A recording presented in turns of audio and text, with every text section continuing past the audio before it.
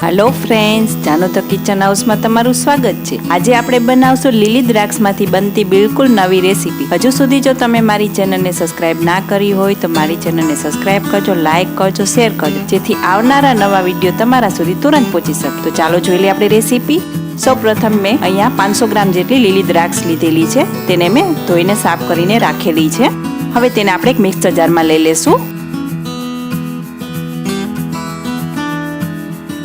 હવે તેમાં આપણે થોડુંક પાણી એડ કરવાનું છે અને ઢાંકણ ઢાંકીને આપણે સરસ મજાનું ચન કરી દઈશું। તમે જોઈ શકો છો સરસ મજાનું ચન થઈ ગયું છે। હવે એક આપણે બાઉલ રાખશું, તેના પર આપણે ગળણી રાખવાની છે। હવે તેને આપણે ગાળી લેશું એટલે સરસ મજાની મુલાયમ पेस्ट तैयार थाय, वधाराना छोतरा होय ते निकળી जशे।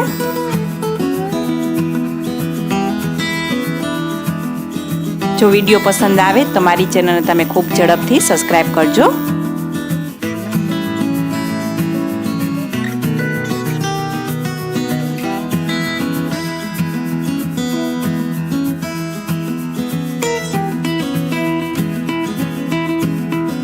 सरस मजानुं ज्यूस तैयार थई गयुं छे।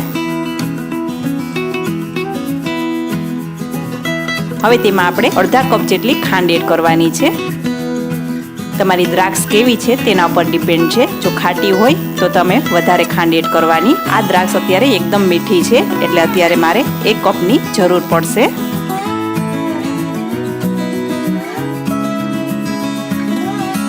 હવે તેમાં આપણે 1 કપ જેટલો તપકીરનો લોટ આવે છે તે એડ કરવાનો છે। પહેલા થોડો થોડો એડ કરીને આપણે મિક્સ કરશું અને ગાંઠા ના પડે તેનું ખાસ ધ્યાન રાખજો।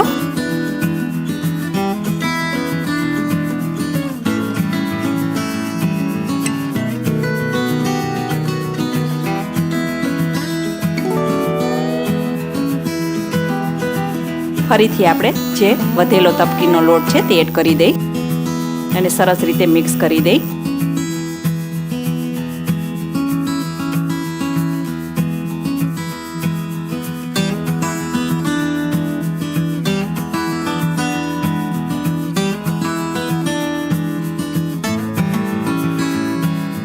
તમે જોઈ શકો છો સરસ રીતે બધું મિક્સ થઈ ગયું છે। તમે જોઈ શકો છો સરસ મજાનું બેટર તૈયાર થઈ ગયું છે અને ખાંડ પણ ઓગળી ગઈ છે।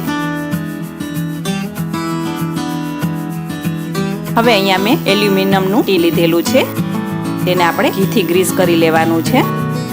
તમે કોઈ પણ વાસણ લઈ શકો છો।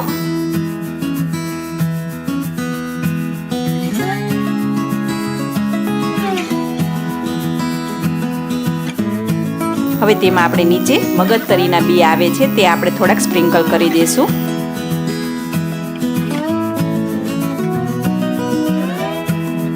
હવે અહીંયા મેં જાડા તળિયાવાળું વાસણ મૂકેલું છે, તેમાં તે બેટર આપણે એડ કરી દઈશું। ગેસ ઉપર આપણે ધીમા તાપે તેને સતત હલાવવાનું છે।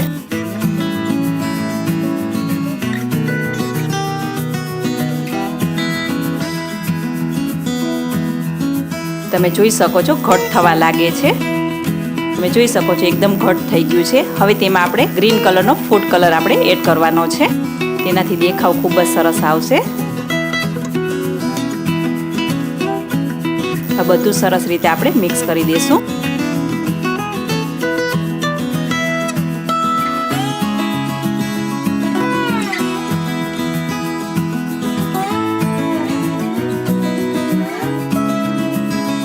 તમે જરૂર એકવાર ટ્રાય કરજો।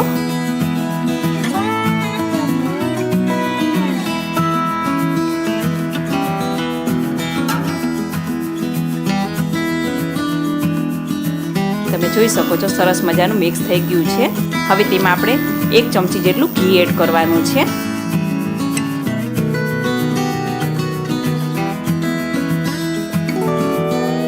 અને સરસ રીતે આપણે મિક્સ કરી દઈશું। આપણે પેનમાંથી છૂટું પડે ત્યાં સુધી તેને રાખશું।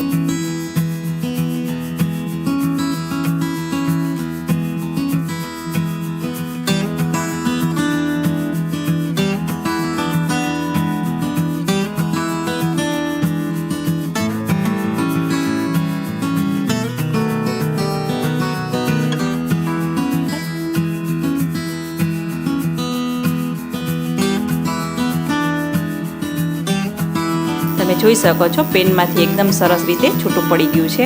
જરૂર લાગે તો ફરીથી આપણે 1 ચમચી જેટલું ઘી એડ કરશું.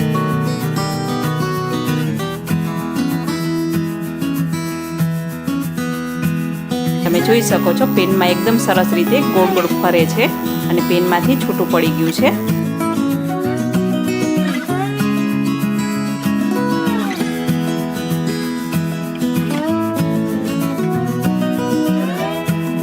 પેનમાંથી છૂટું પડે એટલે આપણે સમજી લેવાનું કે આપણું આ રેડી થઈ ગયું છે. હવે તેમાં આપણે 5 ચમચી જેટલો એલચી પાવડર એડ કરવાનો છે અને 1 ચમચી જેટલા મગજતરીના બી અંદર આપણે એડ કરવાના છે. ફરીથી આપણે મિક્સ કરી દઈએ.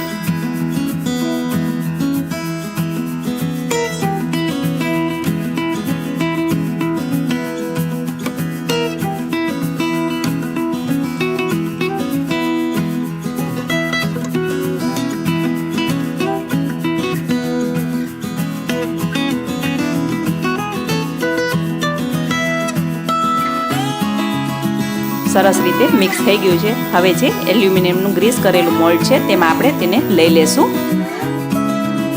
અને સરસ રીતે આપણે પ્રેસ કરી દેશું.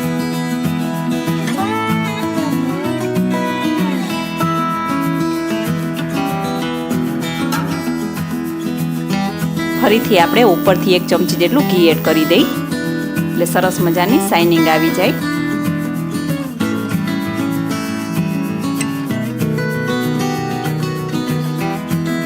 બસ હવે આને આપણે 1 કલાક માટે સેટ થવા દેવાનું છે.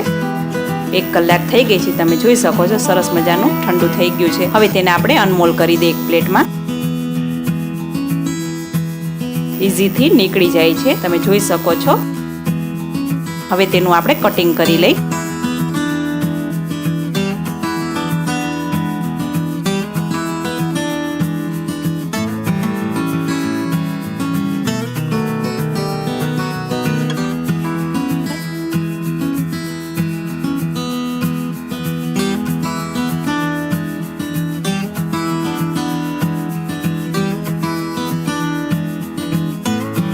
ઉપરથી આપણે કાજુની કતરણ છે તેનાથી આપણે ગાર્નિશ કરશું. છે ને સરસ મજાની દ્રાક્ષની નવી જ રેસીપી.